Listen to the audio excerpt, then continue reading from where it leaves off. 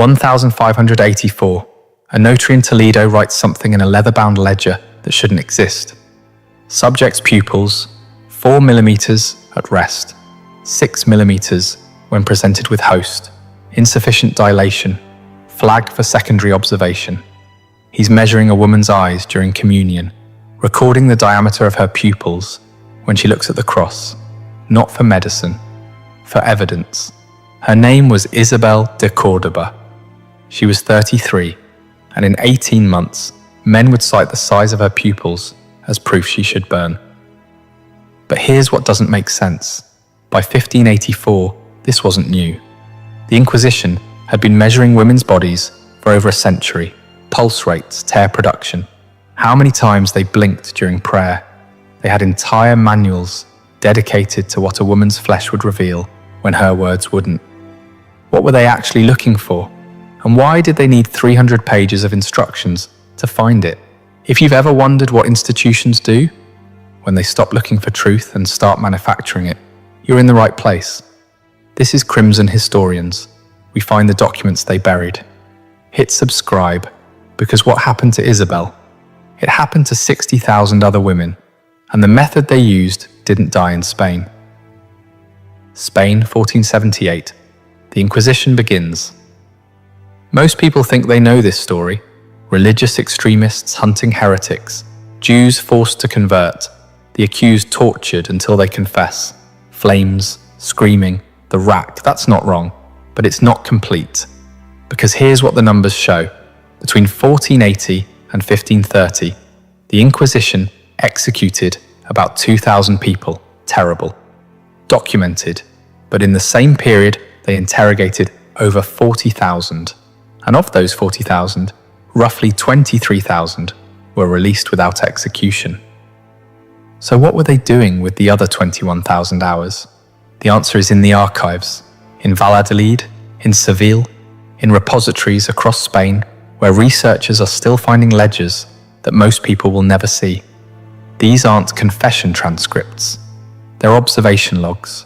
Subject perspired when asked about Sabbath. Subject's hands remained dry when touching crucifix. Subject failed to produce tears during passion recitation. Observed 3 consecutive times. Page after page. Woman after woman. Pulse. Pupils. Perspiration. Tears. Trembling.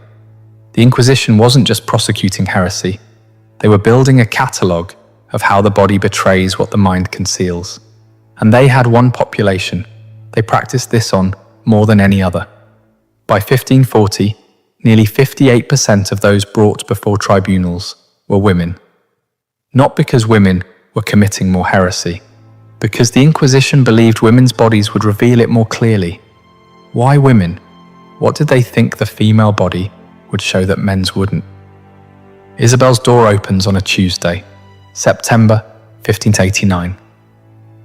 2 men, familiaris, Inquisition officers. They don't shout, don't break anything. One of them shows her a rolled parchment with a wax seal. She's not told what she's accused of. That comes later. First, she's taken to what they call the audience chamber. Not a dungeon, not a torture room. A chamber that looks almost bureaucratic. Table, 3 chairs, crucifix on the wall. Window with iron bars, but the sunlight still comes through. The ordinariness is deliberate. Because here's what's in the Inquisition training manuals. Yes, they had training manuals, written by Tomás de Torquemada himself in 1484 and revised 6 times by 1570. Here's what they say about the first 72 hours. The accused who enters in terror will confess to anything. The accused who enters in composure will reveal everything. They didn't want panic. They wanted observation, because terrified people are useless for what they're actually trying to do.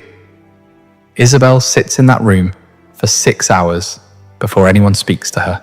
Just sits, with 2 notaries watching from behind a wooden screen. They're not writing her confession. She hasn't said anything. They're writing descriptions. Subject shifts position every 11 minutes. Subject touches face 4 times in first hour. Subject's breathing rate increases when footsteps approach door. They're not interrogating her.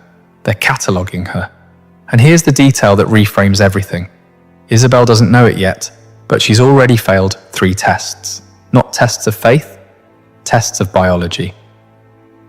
Let's pause Isabel's story for a moment, because to understand what happens to her, you need to understand what the Inquisition actually believed about the human body.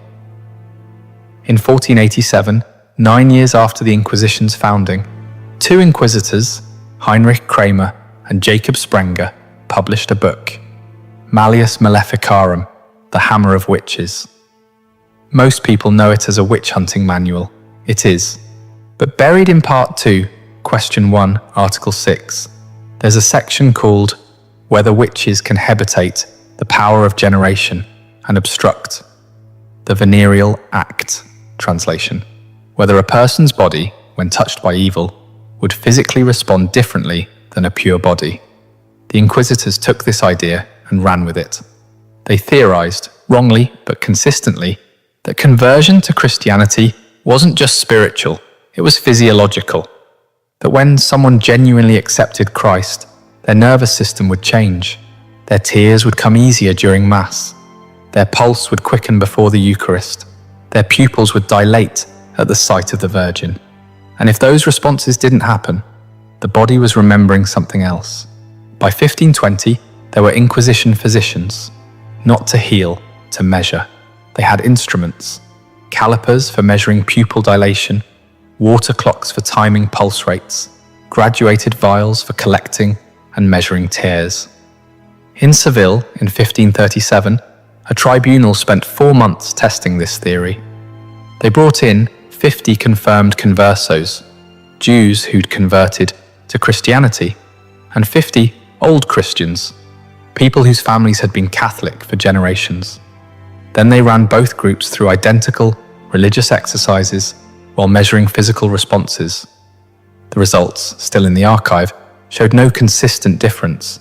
None. The conversos cried, didn't cry, trembled, stayed calm, dilated, constricted, in the exact same random patterns as the old Christians. One of the inquisitors, Francisco Peña, wrote in the margin, "The flesh does not differentiate what the soul contains. Our instruments detect nothing." And then he wrote one more sentence, "Continue observations, expand sample size." They knew their method didn't work by 1537, and they used it for another 150 years. That's not ignorance, that's something else. Back to that room in Toledo. It's now been 18 hours since Isabel's arrest. She hasn't slept, hasn't eaten anything but bread and water. The window behind her shows it's night now. Finally, an inquisitor enters. His name is in the records. Alonso de Mendoza. He's 58. He's been doing this for 22 years. He carries a wooden case about the size of a prayer book. He doesn't sit across from Isabel. He sits beside her, close enough that she can smell the ink on his clothes. The questions start, but they're not about Judaism. Not at first. Describe your wedding night. Isabel blinks, hesitates. She's been married 14 years. She has a daughter. What does this have to do with heresy? Mendoza opens the wooden case. Inside, a glass vial, a thin brass rod with millimeter markings, a small mirror. "I asked you to describe your wedding night. Did you feel joy?" She answers. "Yes, of course." "Did you weep?" "No." "Should she have?" Mendoza makes a note. Then he asks her about her daughter's birth, whether she prayed during labor, which saint she invoked, whether she felt ecstasy, his word, ecstasy, when the child first breathed. Isabel is trying to figure out the right answer, but there isn't one, because he's not listening to her words. He's watching her carotid artery. The notary behind the screen is timing her pulse with a water clock, counting how many beats pass in the time it takes for water to drip from one chamber to another. Then Mendoza does something that appears in dozens of Inquisition transcripts, but is almost never discussed in history books.